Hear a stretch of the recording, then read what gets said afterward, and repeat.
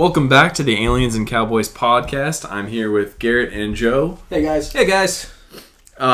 Just to kind of kick this off, I want to do a little bit of a recap, a get to know us a little bit. So I'm going to ask these guys some questions. Joe? Yeah. What is in your gaming system? Yeah, right now I've been bouncing back and forth between a couple different things. First of which, Red Dead Redemption 2. We've been talking about that a little bit last week, of course, as well. So fantastic game. Been really enjoying my time with it. Other than that, though, Battlefront 2, actually, the newest Star Wars game, also released a while back now. Had a big issue with the loot box fiasco and that type of thing. But it was on sale. Thought to pick it up.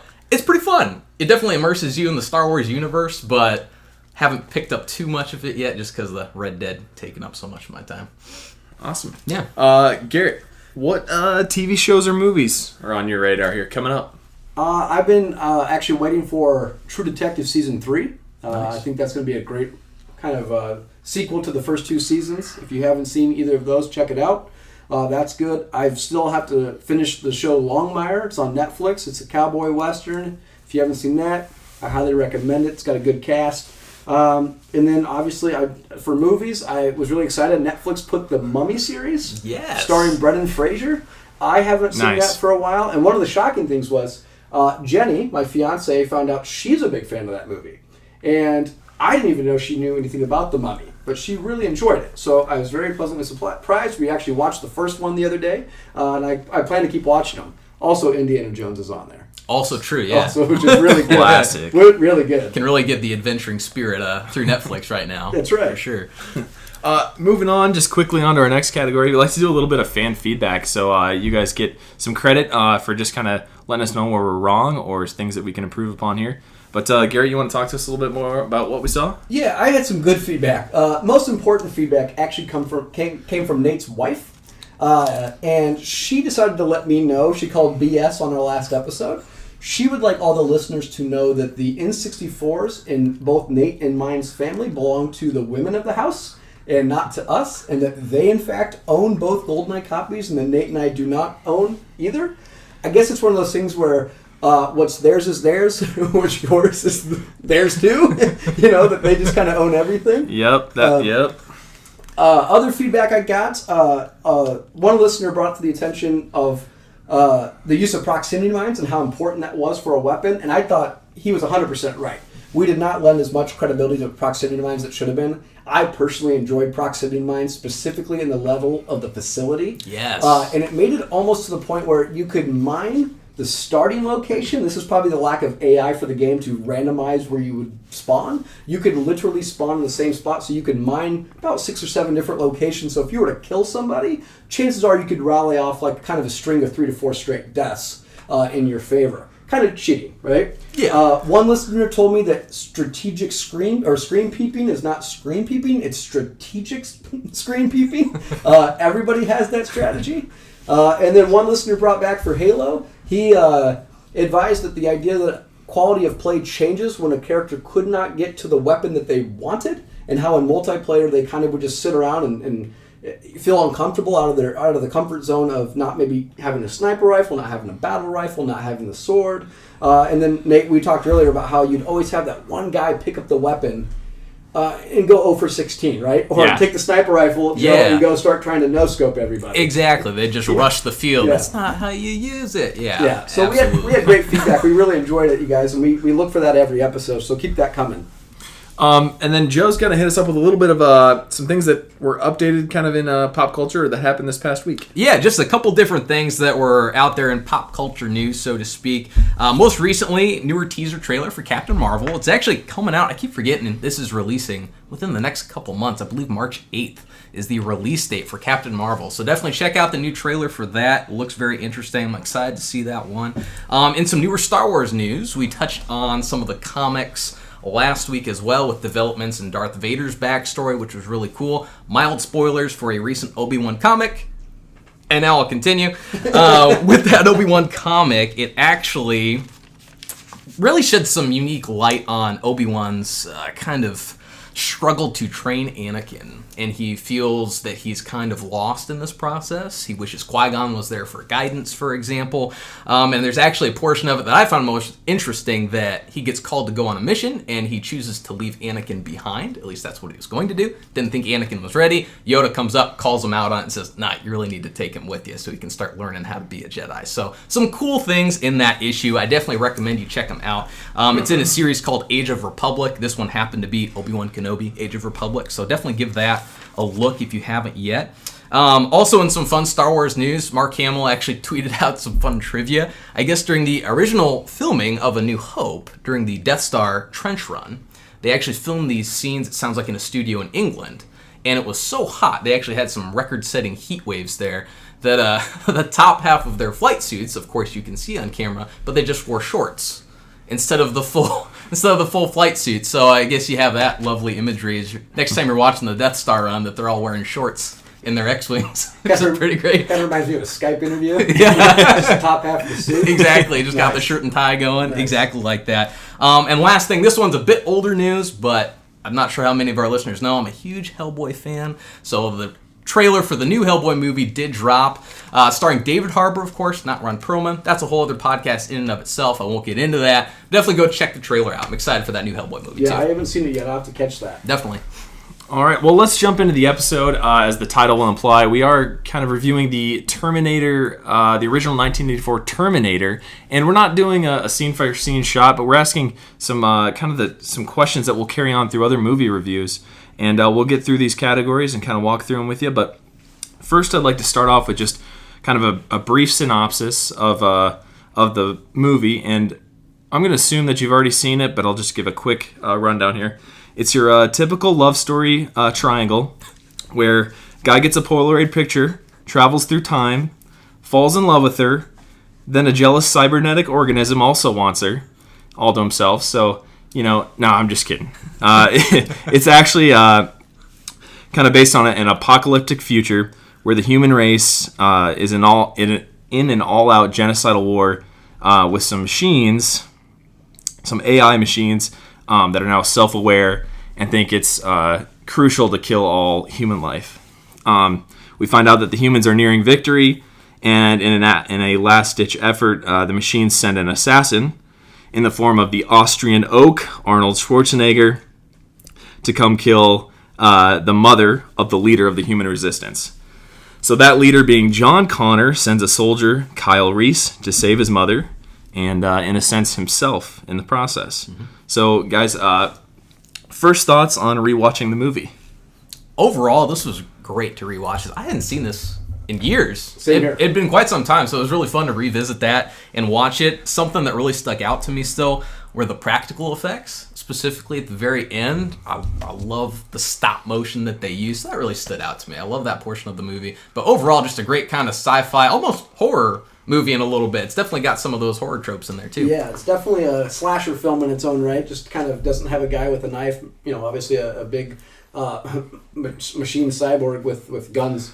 I really enjoyed this too. I hadn't seen it in years. This is personally one of my favorite franchises. It is definitely a disappointing franchise after T2, and we'll obviously cover a lot of these movies probably in the future, so we can discuss those in greater length. There's obviously a lot of opportunity with this. This film, one thing that stuck out to me is I forgot how bloody this movie is. This was a very violent film. Yeah. Obviously, because I think I've seen Terminator 2, T2 way more, and it's violent in its own right, but this is bloody, And I thought that was one of those things that I just didn't remember. Obviously, being in the year 1984, some of the special effects are great. Man, a lot of things are dated too, though. Oh, too. That's very true. And we'll cover some of that too. But I really enjoyed it. It's definitely different seeing Arnold Schwarzenegger as the villain. Yeah, very much so. It's kind of cool to go back and watch that. A young Linda Hamilton, she's pretty attractive. And we'll have a lot of these things that we're going to cover, going forward in some of these categories. I actually had a note here that I thought it held up fairly well through time. A couple things that we'll get to later in the episode that I didn't. I totally disagree with that same statement. But the other thing that I had for first thoughts is that nostalgic feeling of when you hear that classic soundtrack. Yes. Yeah. And then how that resonates later in T2 and then so on and so forth. But moving on to the next category, casting changes. who would you have selected at that time? Who tried out for the roles maybe at that time? And then lastly, who would you choose in present day to play the same roles back then?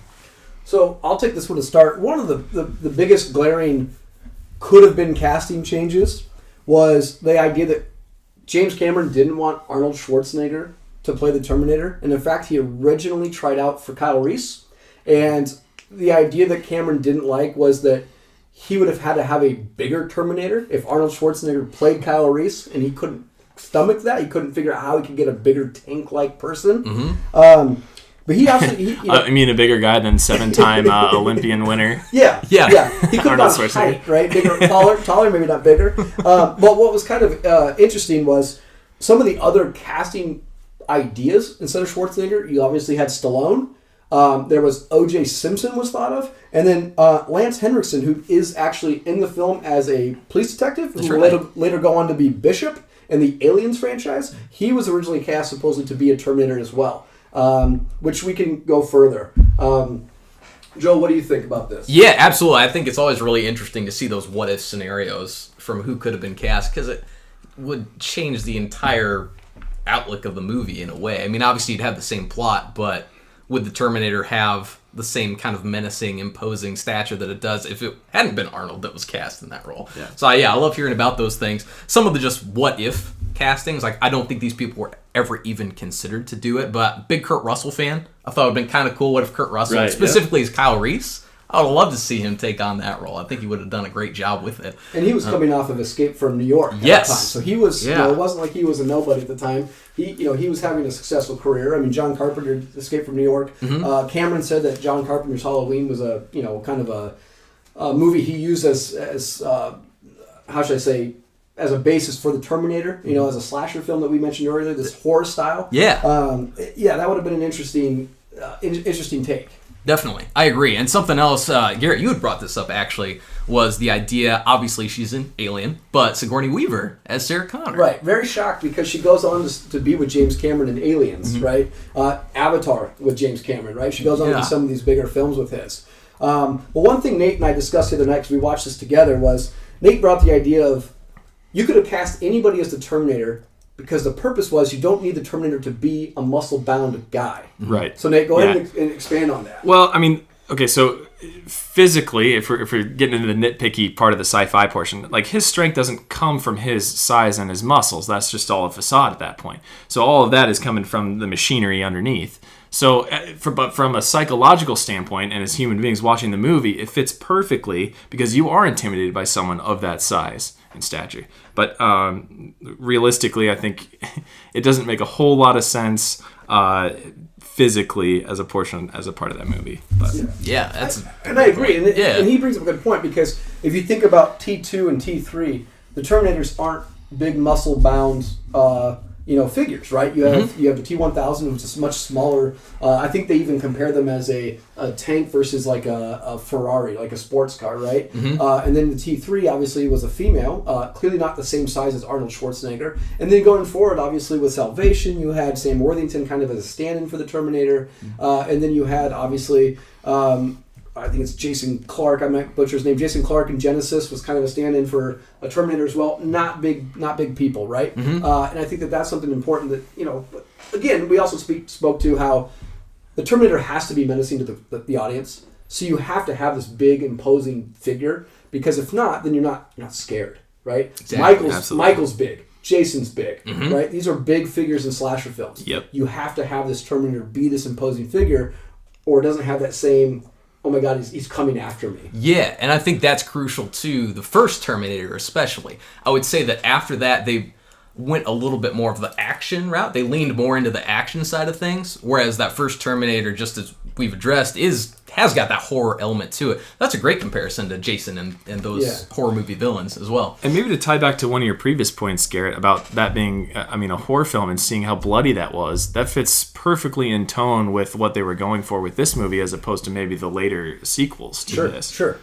Definitely. Should we move on to the next category? Sure. Yeah, sounds great. Let's do the best scene or your favorite scene. Oh, my favorite scene. This is probably going to end up in two categories. I think the best scene of the movie has got to be the police station, right? When Arnold Schwarzenegger goes into the police station, he drops one of the most famous lines, probably one of the top two most famous lines in the film, if not the most famous film, and I'll be back, right? Drives his car straight in, that old station wagon that he picks out, right? Yeah. Gets out immediately, and he's walking through, and he's just gunning people down. And the best part is, Joe, we talked about this, he's shooting the shotgun, right, one arm, because he doesn't feel the kickback, which I thought was great, right? Good point. And he's just going through, and he's just destroying everybody. And I thought that was such a, like I said, this will show up in two categories for me, but I thought that scene was probably the best scene in the movie. I'm going to jump in on that too. I tried so hard to pick out another one and not just jump on that bandwagon, but I could not bring myself to do it. It has to be the police station shootout for me as well. Yeah. And it shows how menacing and how much power a Terminator has when he's getting shot all over and doesn't even move or flinch in the process and takes out, I think they said maybe like 30 police officers in the scene. Yeah, I will say a close second before you give us ours. A close second for me was when he goes in the gun shop. And he starts trying to purchase all the guns, and he's just like rambling them off, and he asks for like the laser gun, and the guy's like, "Only what we got in the store, sir." Right? And he just that's right. loads Yeah. the shotgun in front of him, and he's like, "You can't, hey buddy, you can't do that, right?" And he's wrong, and he just toasts him, right? Yeah. Not being a huge gun guy or anything, but how huge is that laser sight on that little pistol? It's Yes. like the same length as this. Yes, that does not age well. Sorry, no, it does not age well. It doesn't. Like, how can we make a current modern gun look sci-fi? Slap this big scope on it. Say it's a laser. Yes. Say it's a laser sight and call it a That day. thing was laser pointing to the moon. Yes. On that gun. All right, Joe. What Sorry, was your Joe, go favorite ahead, scene? Yeah, so I do have a different scene as my favorite, and a lot of it was because of the stop motion. So at the end, after all of the skin has burned off, essentially stands up out of that tanker after it's exploded, and it's the actual endoskeleton, and it's chasing after Kyle Reese and Sarah Connor. You've got the tension because Kyle Reese is pretty much mortally wounded already at this point in time, and obviously this kind of takes us to the end of the movie as well, where I think Sarah Connor is starting to become a hero. So she has that moment, which this also ties into one of the later categories for me as well, where she ends up crushing the Terminator at the end. So the stop motion, the effects for the time, mixed with the puppet that they also swapped in for some of those effect shots. Amazing. I love that end chase sequence. Probably the best. Yep. Mm-hmm. So next category we have is your favorite quote in the movie. What's the best quote from the movie? Yeah, so I'll jump in on this one just because it does dovetail to the previous category for me. But we try to keep it PG on our podcast here, so I won't say the entire quote. But as Sarah Connor crushes the Terminator at the very end in that lift, she says, "You're terminated," expletive at that point in time. But I love it. It kind of culminates the character progression for her. It's a great little call out to the title of the movie itself. I love that quote and that overall part. So that'd be probably my favorite quote in the film. I'll go next. I took kind of maybe an offbeat one, just thinking about kind of how it makes you feel and how it sets up the lore for the Terminators. And it's actually when Kyle Reese is explaining to Sarah Connor, and he says, "It can't be bargained with. It doesn't feel pity or remorse or fear, and it absolutely will not stop ever until you're dead." And that's pretty much, I mean, if you're a computer and you're programmed to do that one thing, that's what you're going to do. Yep. Yeah, and I agree with that. I think that was one of my close seconds. For me, it's because it harkens back to building the trust with Sarah Connor in the second movie, which is, again, my favorite.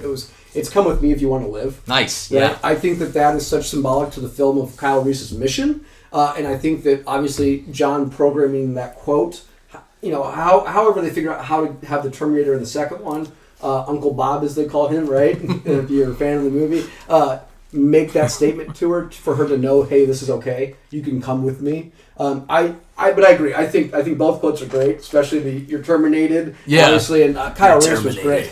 Michael Bihn's performance is excellent, which we'll go into more detail with here in a little bit. Definitely. So the next category that we've made up is if you could give one piece of advice or maybe one item to a character in the movie, how does that change the movie? So it's a complete hypothetical, and maybe I'll take this one first. And I'm going to base it off of Terminator Genesis, actually. Nice. And I think it's probably like an armor-piercing .50 caliber that they killed the T-800s in like one shot, two of them, I think, in the movie. But that changes the whole thing. And why Kyle Reese didn't know that back then, it's probably because it would have ruined the movie, honestly. Yeah. It would have been over pretty darn quick. It's dangerous to go alone. Take this 50 caliber. Yeah.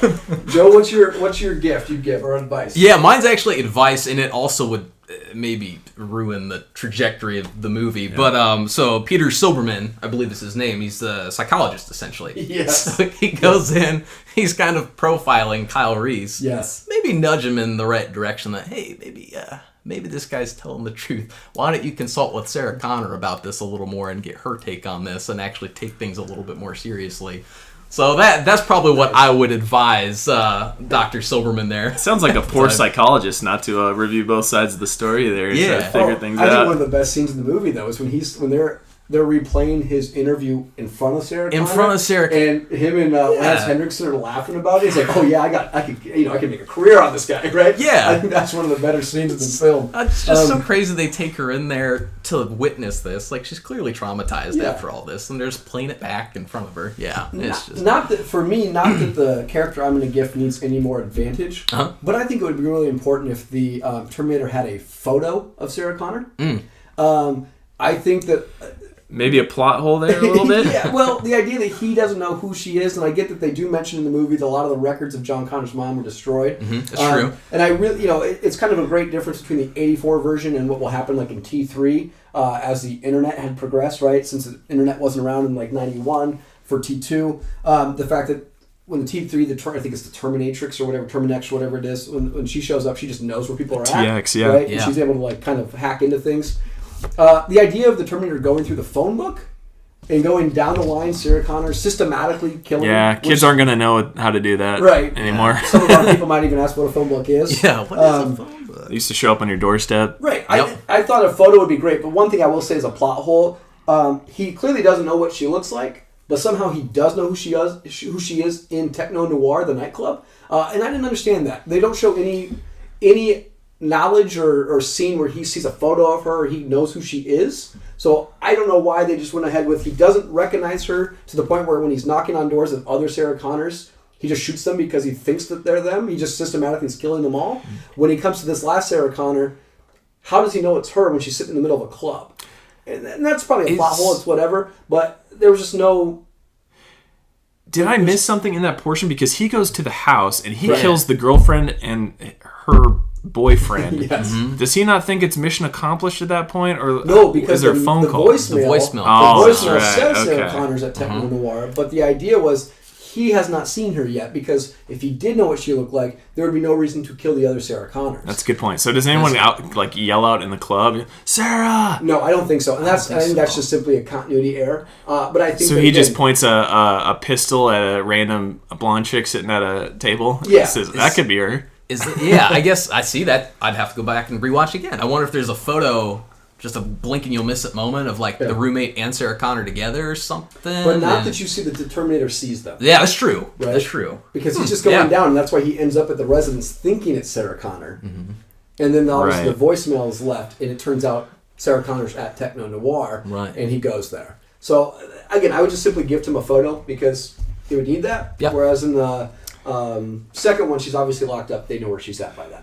When we were watching, was it not a payphone in the middle of a techno club? There's a payphone in the middle of the techno club. If you go back and rewatch, it's absolutely ridiculous. The idea that someone's going to clearly listen to what's going on, be able to hear their phone call. But right in the dead center, there's like a post, like the middle column, it's like a pillar of the payphone structure.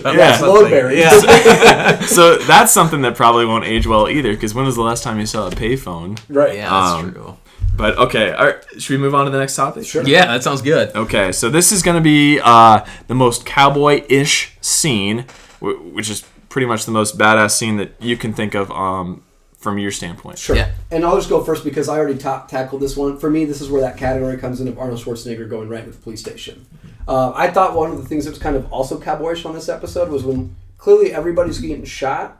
They're shooting the Terminator. They have to realize he's not going down. Earlier in the film, Lance Henriksen brought up the idea of maybe he's on PCP and he could break every bone in his hand if he punched the window. In T2, they say he was wearing body armor. Yeah, exactly. And then he wouldn't feel it. And so they probably think he's on something. But I would think after Lance Henriksen is just trying to go at him with his assault rifle, he's just not going down, and he turns around and just takes him out with both guns at the same time. That they would have stopped, right? That they would have started to hide, right? Because they have to realize whatever this is, they aren't killing it. Yeah. You know what kills me too on a part of this is, they're machines and they're like aiming for a machine. If you've ever played against bots and like a lot of first-person shooters, they shoot you, they kill you, and you're done. Like how they miss in some movies and stuff. I know it doesn't play well into the action, but like, and also like the efficiency of trying to shoot 2 guns at one person. He's got to know like where the kill zone is. Why would he waste the ammunition? But anyway, again, that's a nitpicky thing. But right. Okay, so I know that I probably have a different cowboyish scene. I'm assuming. So yeah. Go ahead. So I'm excited to hear what your cowboy scene so is here. One of my other favorite scenes in this, as far as an action kind of shootout scene, is in Tech Noir. When Kyle Reese goes in, he's waiting for the Terminator to approach Sarah Connor, and then it kind of slows down a little bit. He whips out the shotgun from under his trench coat, which already kind of looks like a duster, almost like that a cowboy would wear, and just boom, starts hip firing and unloading into the Terminator. No. Love that scene. And then at the end, he shoots him out of the window, yes. which to me just is classic, almost barroom brawl style. Yes. You punch someone out the glass window. So that is Good easily points. my personal cowboyish. Can we take a moment to say what a calculated risk that was of him to wait for the Terminator, not knowing who the Terminator is, to walk into a middle of the nightclub, and to make a move? I mean, to be fair, if you watch the movie, the Terminator is on top of her, basically lining up the shot with the laser sight. Right? If the laser sight's not there, he probably would have taken her out. Yeah, Kyle's lucky he didn't line up his shot from across the club. Yeah, like that he had to walk up to her, because he was cutting it pretty close. Yes, that laser sight could have been across the street. Yeah, it's funny how he takes into account like how calculated that shot needs to be, but as soon as he's made, like how many people he just mows down afterwards and does not care. Yeah, what's it called? True. In the gunshot, the Uzi 9mm. He pulls that out and just basically swings his arm around and just takes out probably all the innocent bystanders. It's like he's using a sparkler. He just I will say, just to go with that techno noir scene, if you go back and watch the way that the Terminator is shooting his gun, it kind of looks odd. Like he's like in a stance and he's kind of moving, and it's just the way his body's shifting. Go back and rewatch that scene. It's very unlike Arnold Schwarzenegger in any other action film but this one where he shoots a gun. It's just I think that's a good point to Arnold's acting right there. He's a method actor. I don't know how to use these human weapons. All right, not to jump on some of the classic scenes here, but the very first opening scene where the T-800 actually travels to the past. It's your first introduction to the T-800 Model 101. How cold and unintimidated he is when he walks up to these 3 punks, all of which have little switchblades. Yeah. Throws the first 2 guys, takes a little shank to the abdomen, and just continues to plow his fist right through the stomach of the 3rd guy. Yes. And how bloody that scene is.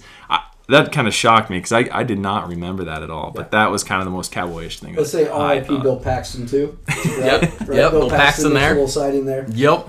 That was great, and that's a scene that gets played out again in Genesis, right? Where not to spoil it, but that's the starting spot off for Genesis as well, where they kind of recreate that for that nostalgic feel. That's right. I would like to make a point for all the kids that are trying to watch this that are rated R. There is male nudity in this, which Yes. I forgot was in here too. If you're looking close enough, That's not right, that when I was he's, looking that close, but it happens. Yeah. It's in there. Was that a stunt double? I don't know. It's a big guy.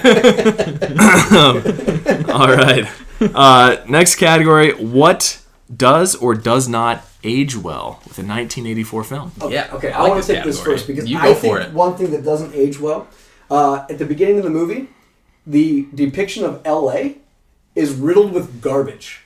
When Kyle Reese is coming through the time portal, there's just trash everywhere. Yeah. And I know that California has got this, homelessness issue and what going on, but they make LA look dirty. They don't do it any favors, right? And then to the next scene, Joe, which we've talked about, they go to what? Exactly. Well, they have the scene with the punks too Right, that they the throw gangs, in there, right? the Yeah. gang. So you have the sequence with the garbage floating through the air like snow, and then you Yes. have the scene where the first people that are really met are these thugs. That, Yes. Yeah. So that doesn't really hold up. It doesn't. very It well. doesn't depict L.A. in a good light. No. I also personally thought that if this movie took place today, Sarah Connor's not a waitress. I would think that she would need to be something more important. I think she'd have to be a little older. Now, I do believe in the novelization, I want to say she's supposed to be 19, which is kind of young, but I believe that is the age she's supposed to be. She's supposed to be a college student who is a waitress, from what I understand. Gotcha. Yeah. I would think to make this more important, to make her more important, I would like her to have a job where she has to sacrifice her career. I think like her, being a lawyer would have been perfect. That she has got the good life going on. If they were to reboot this, she's got something important. She's a powerful, very powerful woman, and that she kind of has some of that in her already. That doesn't have to be pulled out by Kyle Reese, right? That she has that natural leader ability. I think that her not being a waitress and her having a more of a Fortune 500 occupation would definitely take place in the new movie. That she would clearly be giving up this lifestyle to become this basically soldier. Yeah, right? this kind of resistance leader of sorts. Yeah, I think that would definitely change. Some of the things that, the one thing that I caught was the techno dance club Tech Noir. I don't think that ages all that well. 1984, cover charge of $4.50. Yeah, that's right. Yes. So I found a couple interesting facts that they actually built this place to make it look like it, and people were lining up to try to get into this club, and they had to tell them that it was for a movie, and people couldn't get in. Oh, that's funny. The actual term tech noir, I think, was coined by James Cameron himself. Nice. And then another fun fact. There's actually a Facebook page for Tech Noir, so Really? if you get a chance, go and check it out. Yeah, it's kind of I'll interesting, look that some up. fun stuff out there. Nate, did you join? I didn't. No, I did not join. I did not join. Right. The other thing that doesn't age well for me is the women's hairstyles back then. I didn't think those. Even Arnold Schwarzenegger's hairstyle. Look at the difference. Yeah, he's in got a his little hairstyle part in between, there, doesn't he? Between the first film and the second film, right? When he goes to the Yeah. spiked look. That's right. Right. Yep. The thing that I liked that did age well, I thought, were the practical visual effects, with the exception of the face double that they flip out. Okay, so I got to take that exception out of there. But other than that, I loved the short, smaller scenes of not kind of the claymation movement scenes for the full body shots, but the half shots. Yeah. Look fantastic. Definitely. Those are awesome. I completely agree with you. Those kind of, both of your points tie into mine as well for some things that do age well versus don't. Specifically in regard to, just like you said, Nate, that face scene. I get at the time, especially because as he takes his eye out, you get to see that intimidating red eye underneath. Yeah. So the thought there was awesome. For the time, certainly probably revolutionary, but that face doesn't hold up well. The arm, though, I thought that was cool. Like, I think that holds it pretty well, where he's dissecting his own arm, making the, kind of robotic ligaments move again. Yeah. And then, the sequence at the end, too, with the puppet specifically. Something we might take for granted is the flies that land on his Yes. face when His they're flesh doing is it. supposed to be decaying, Great right? 'Cause point, it's been yeah. dying, and this guy stops outside and says, "Hey, you got a dead cat in there, right?" And he's going through the appropriate response. It's one of the only times in the movie they do the Terminator scan, right, where they do it from his point of view. And it's red tinted, and he's trying to come up with the best response. Not going to say the full response. He basically says, "F you, a-hole," right? And the guy just kind of shrugs and keeps on going down the line. Yeah. Which brings me, speaking of that, my question is, how does a Terminator rent an apartment? Yeah. I got a theory on this one. You right? go first, Nate. Okay. Yeah. I think he found a guy in an off scene where he wasn't being when the camera wasn't on him, killed the guy, and just took over. And the reason I think that is because he's always climbing in the window typically. And maybe that's part of the smell too, not just maybe himself decaying, but maybe there's a dead body in there. Okay. I don't know. That's my theory. It's an unanswerable question, but it's a good one. Yeah. I have one for you guys because this is a big pet peeve of mine. Oh, sure. Things that don't age well, obviously the phone book, right? We know that the internet exists, right? Very true. But to me, what doesn't age well is Kyle Reese. When Kyle Reese dies at the end of this movie, and they put him in a body bag, and the Terminator is crushed by this what is it, the compressor or whatever it is? Yeah. T2 would never happen because the government would be there in a heartbeat when they find this machine, and they can't tag who this guy is. This guy's got no fingerprints in the file. He'll have no record of who he is. He is a John Doe. There's no DNA. No to check DNA. against. No birth certificate. No nothing. right? Can you weird time loop thing. Can you carbon date a human being from the future and get a date on him in present day? I don't know. We're going to come to the time loop thing in a second, too, because that's another thing that might not age well, right? The idea that the government would have been there, Cyberdyne might not even get access to this, right? To get to the Skynet defense system, the government would basically put her away.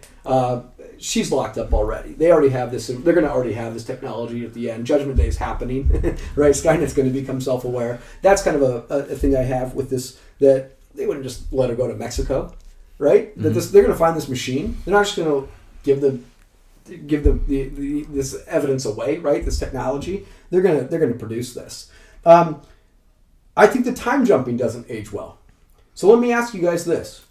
Is Kyle Reese John Connor's father because Kyle Reese is John Connor's father? Or is Kyle Reese John Connor's father because John Connor sent him back to become his father?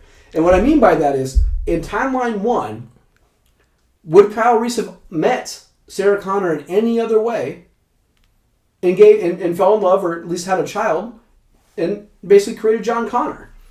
What do you think? It's one of those great kind of time loop, time travel questions.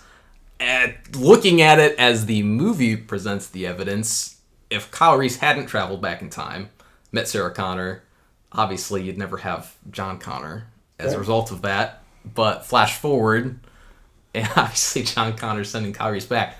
I don't have a good answer for you. Like a chicken and egg situation. Yes, exactly. Yeah. Does he present Kyle with the photo to say, here's how hot's my mom? My mom, you're... yeah. Yeah. But I don't know. There's so many questions in those time loop situations to where it does not make sense, I think, for a reason to ask these very same questions. Okay. Mm-hmm. I have a couple more if you don't mind. You go right ahead. There's a scene in the film where he talks about the infiltrators coming into their futuristic camp and the use of German Shepherds. That's right, yeah. This was one of my pet peeves. I'll let you get to yours in a second, because yours is going to kind of jump off mine. I just want to know if you guys believe that is a dream, or if that actually occurred. Because he's got the photo. The photo doesn't come back with him, as far as I remember, does not come back with him because nothing comes back, which we're going to get to that in a second, and nothing comes back to the time loop. But the photo doesn't come back. That the photo burns up, and we don't really see the photo again in any carnation that would, or any timeline that would have existed during that time period that he as an adult would have been back in the future. So does that Terminator really infiltrate there, or is he just dreaming because he's sitting outside that construction zone and the machines are basically making him think? Right. I think it did. I think it's supposed to be a flashback. Well, for Kyle Reese, it's a flashback of something that did actually take place. Okay. I do think so. Because at the very beginning, too, when they're doing the future setting where the war is actually being fought, they put the timeline out there, the date out there. So every time that flashback from Kyle Reese's perspective occurs, I'm taking that as something that actually did occur. That's how I interpret that. So. Okay. I guess maybe on a side note is the T-800 is an infiltrator series, right? But in all of these timelines, somehow the very same model occurs in every single condition that's in there. And I know movie-wise why it's done, but again, another practicality thing is, how does the same one end up, unless you want to play with the fate card, but every single time, because they're not making the same model every fifth one is going to look exactly the same, because they'll know. No, but he is model 101, right? And I think that's an important distinction, is that you talk about this infiltrator clearly looked different, right? Because they talk about the difference between the rubber skin that the original infiltrators had and that these synthetic skin has, right? But the idea that this Schwarzenegger is a model, almost to the Star Wars effect that Jango Fett is supposed to be basically the carbon copy for all the stormtroopers, that whoever this figure that was based off of Schwarzenegger's character was supposed to be a carbon copy for all of these infiltrators, right? To go to Joe, what Joe's going to bring up in a second, why do you need dogs then? How can you not spot the same Arnold Schwarzenegger looking infiltrator from a mile away? There's a T3 scene where they show I think it's like a Sergeant Candy, where they spoof off of the guy that does it, and they give Arnold Schwarzenegger a goofy accent. And one of the complaints from one of the defense coordinators that there is reviewing the contract for this thing, he goes, "That's a terrible voice." And then there's a different actor who actually has Arnold Schwarzenegger's accent who comments, "We can change it." So, now, Joe. Yeah. German Shepherds. German Shepherds. So the idea that dogs can detect Terminators or infiltrators is a cool concept. I like that. Just pet peeve in that sequence that we're just referring to.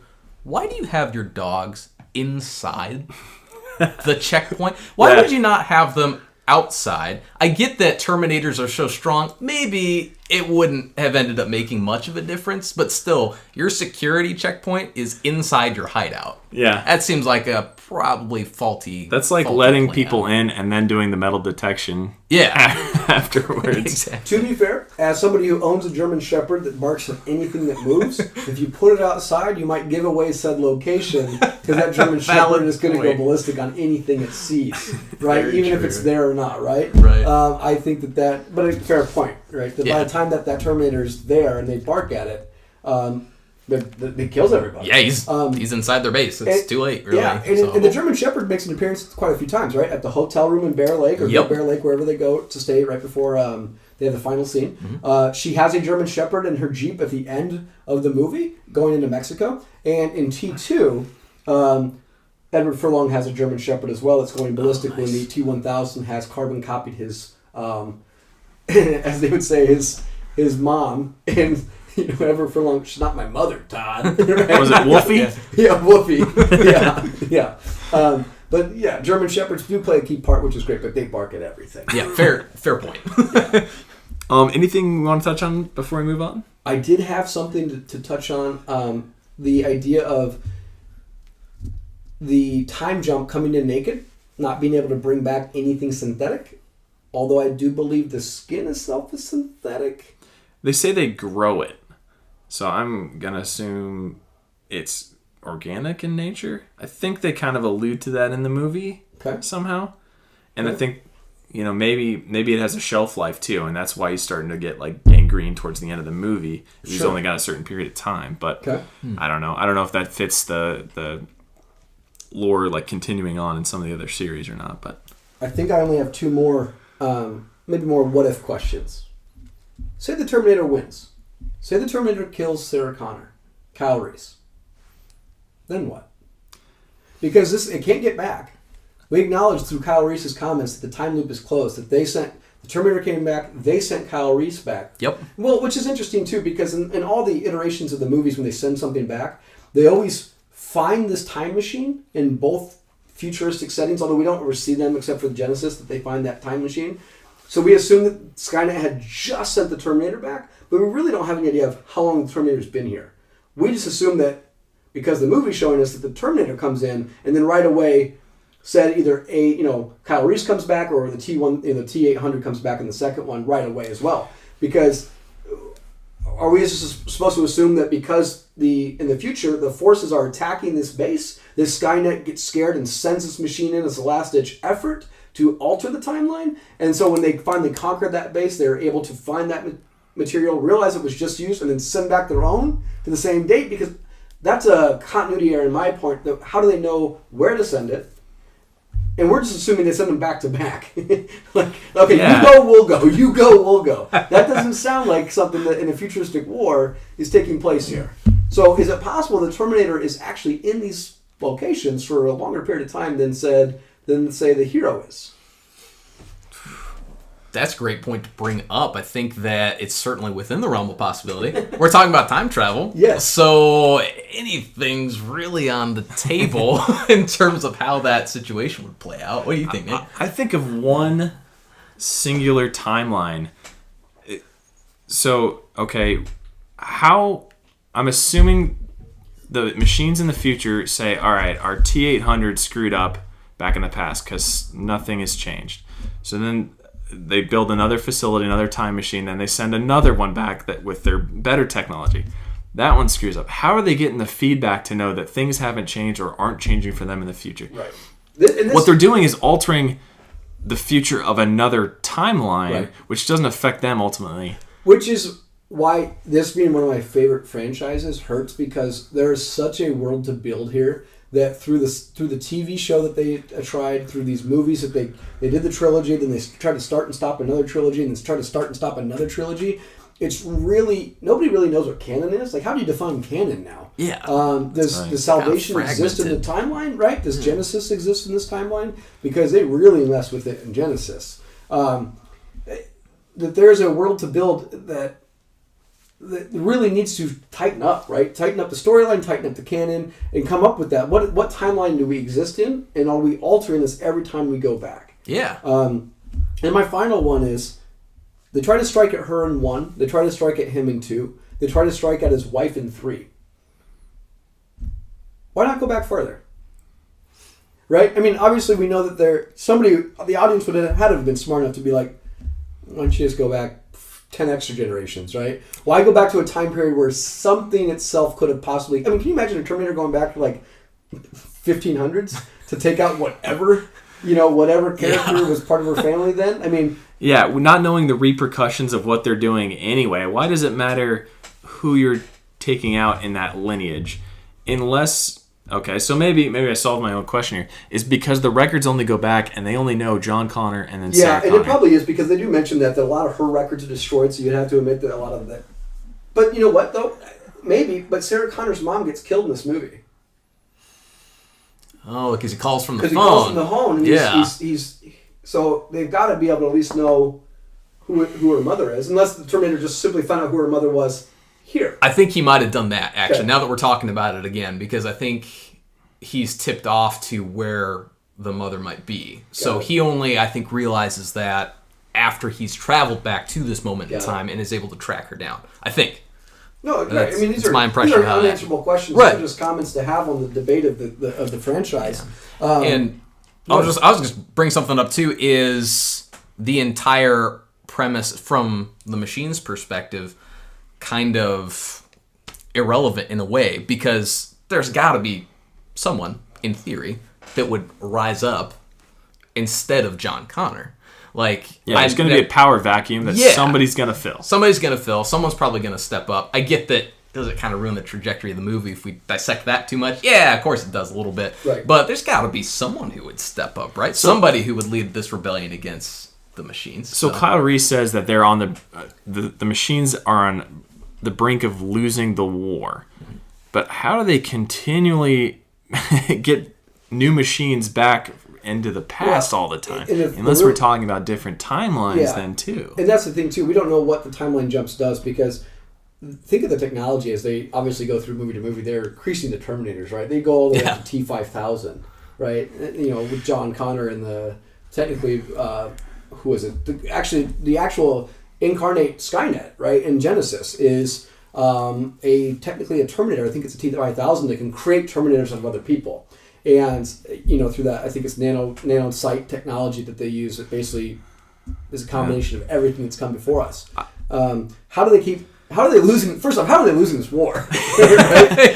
They've mastered time travel. Nanobites. Yes, every depiction of the futuristic war we see is that humans are getting crushed. Yeah, they're right? getting stomped into oblivion at this point. If they're on the brink of winning that war, the humans are, and you see that flashback from Kyle Reese, they get destroyed. Yeah, they're not like living the life, the big life, in the not look little like they're swallows winning. catching rats and stuff. Yeah, I don't know what division he's in. He might want to put in for a transfer because it does not look ideal where he's at. Other things, I'm trying to think if I have anything else for this category. I think it's all for the next category. Cool, sounds good. All right, so we got 2 more categories for you, and let's jump into those kind of recap and kind of end the podcast here. But who won the movie? Let's take that one. Sure, I'm gonna go with the obvious here, which maybe isn't all that creative, but Sarah Connor, right? I mean, she steps up, she crushes the Terminator. I know she actually wins in the movie. Yeah, She's maybe the only one left alive.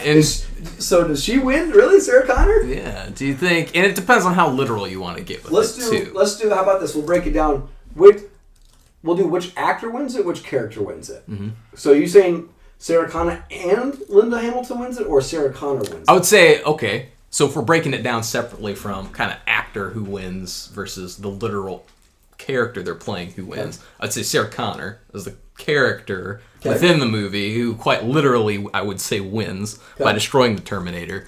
In terms of the actor, like he kind of just wins based on performance.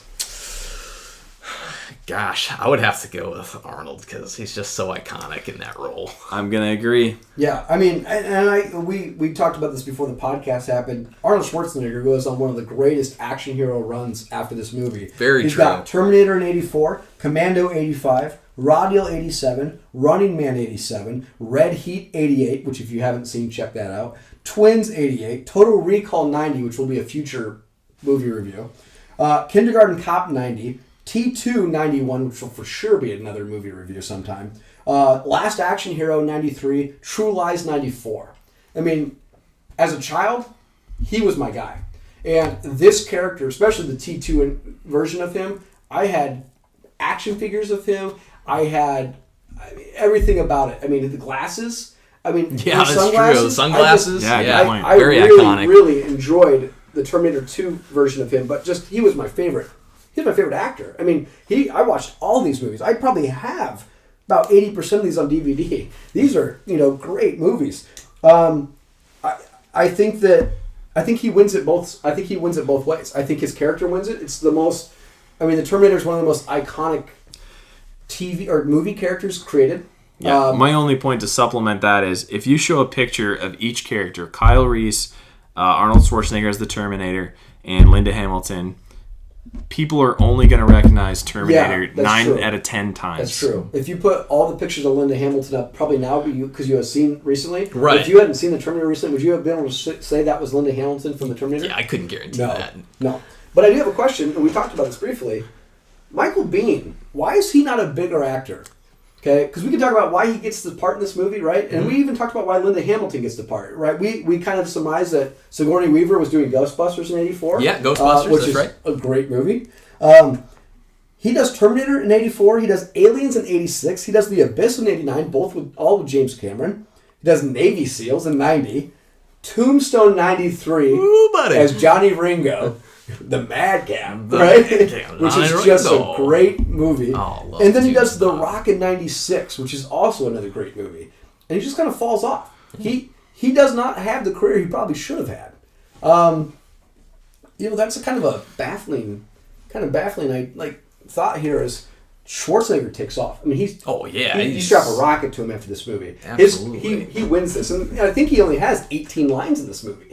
We were kind of making fun of that before the podcast too about maybe the acting ability of the actors does not reflect their careers at all. Yeah. As far as Arnold Schwarzenegger's accent does not limit him at all as collecting these action roles. Michael Biehn, fantastic actor, just doesn't have the same trajectory. Resume that Arnold ends up with. Yeah, very true. He really doesn't. I mean. I mean, like I said, it's hard to quantify how and really explain again how big of a fan I was of Schwarzenegger. Still am. Like I wasn't really a Stallone guy. He was, like I said, Schwarzenegger was my guy. It still is. I'll still go see a movie with Arnold Schwarzenegger at any time. Yeah, totally. And I think that's a testament to him as well. He's still got that star power. It's been more or less his whole career. I mean, since this launching point, he's just been an iconic action movie hero, which is awesome. And I love. I'm going to go see Terminator 6, right? Definitely. I mean, I'm going to be in the theaters. It's going to be great when it comes out, which is great that it's also reverting back to Cameron. But let's ask this. Does Cameron win with this movie? Is it possible Cameron wins? Because think of the trajectory James Cameron's going to go on. Oh, I think he absolutely wins. He's got T1, T2. He's got Aliens, right? He's going to do Titanic. He's going to do Avatar. True Lies. 100% a feather in his cap. Yeah. I mean, he's getting Terminator 6 back. He's got, one hell of a career himself. Totally. And you can make the idea that some of the most iconic films, iconic lines, iconic scenes belong to James Cameron. Mm-hmm. Right? We don't even have the rest of the avatars. That's true. All 10 movies. I'm kidding. It's not 10 movies, but it's quite a few. Think about it. If you think about you brought up the technology from this movie with James Cameron and removing of the eyeball, right? And great, the animatronics don't look great where you sit in front of the mirror.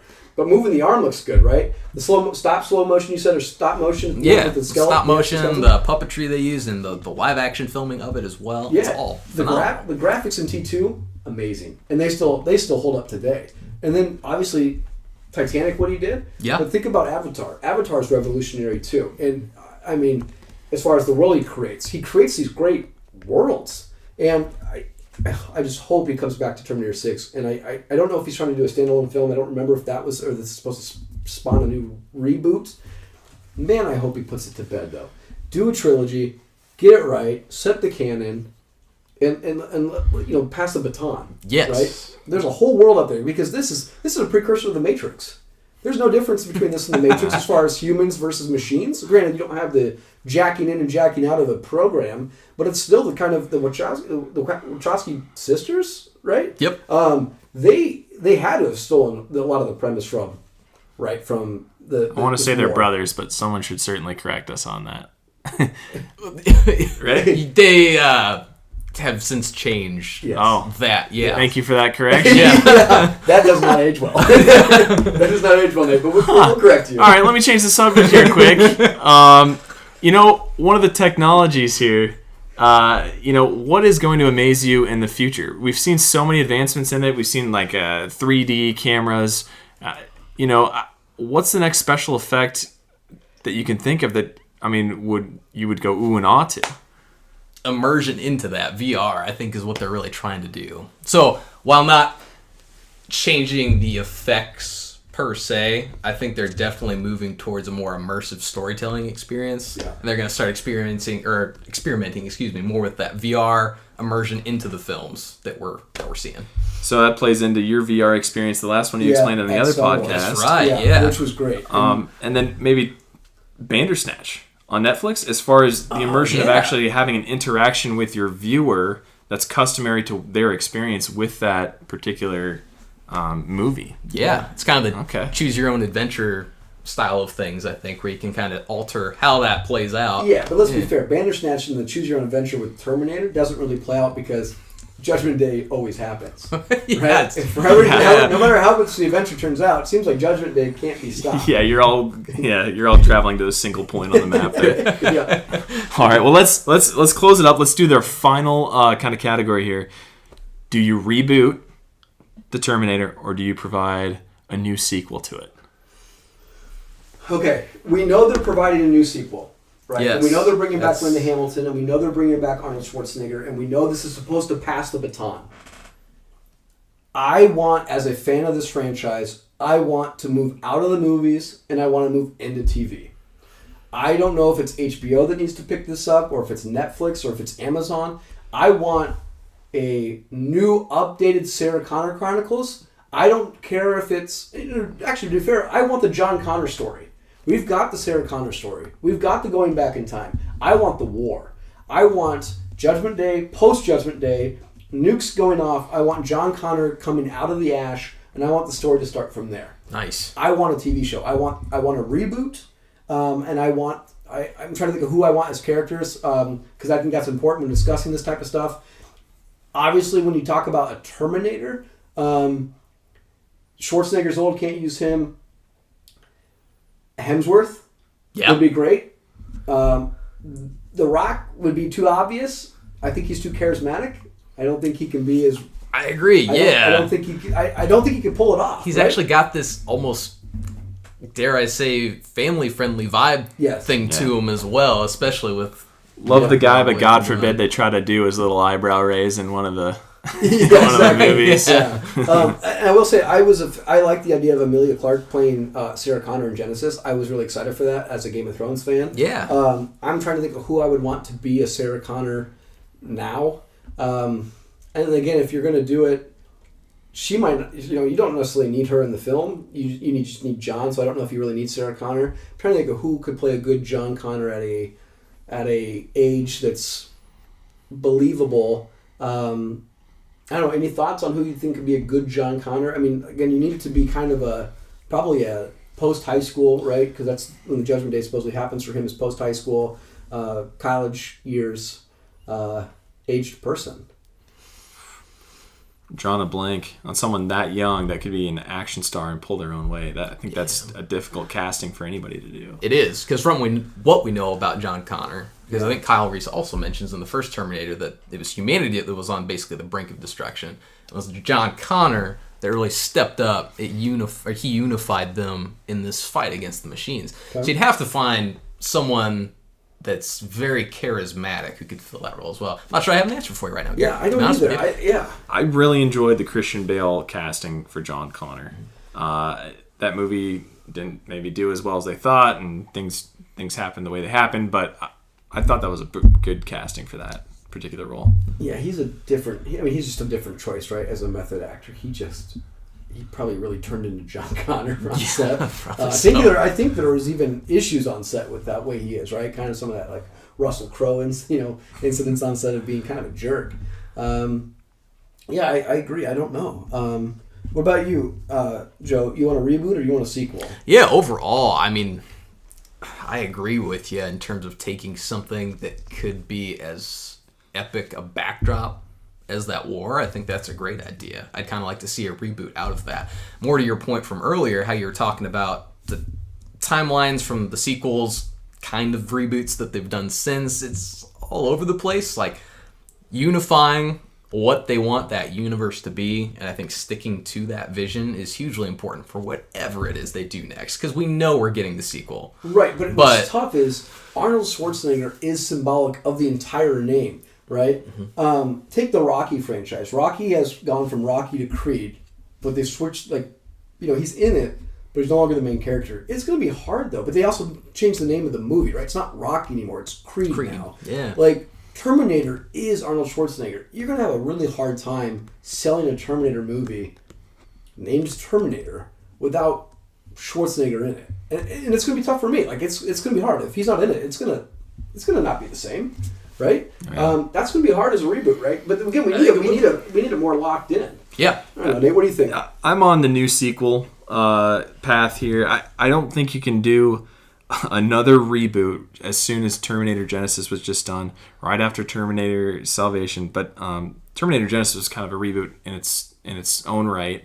Yeah, I don't think you can go back to back like that and try to reboot. How many times are you going to try that before it's probably not going to work? Until we get it right. Well, yeah. What's interesting about number 6 though is they're going to CGI Edward Furlong's face on John Connor. They're using his likeness to CGI him. Okay. Maybe we could have played that in our special effects we were talking about earlier. That is something that's happened in the Star Wars. Right. Well, they did it movies. In Salvation, right? Arnold Schwarzenegger pops in at the end of the T-800 as they're mass producing it. Right. It's a very not as great, version of the CGI. You can clearly tell it's CGI, but because clearly he's not 30, and looks like Mr. Olympia anymore. But it was kind of campy, but. They have already done this before in the franchise, and obviously it will be interesting to see what Edward Furlong looks like, because obviously Edward Furlong did not age well, and it'll be good to see him back as his young John Connor self. I have a question though before we wrap up. Joe and I have had this conversation a lot. I am I am of the opinion that AI is what we fight with. I don't believe in zombies, right? I do believe in aliens. Right? Podcast later. But I believe artificial intelligence, and it's very scary. And I think that is something to be very worried about. Do you guys believe in a Skynet possibility? Absolutely. I think another movie that I'd love to do a podcast on is Prometheus, and understanding how something that you create ends up being your own undoing. Yeah. I like that theme in that context a lot.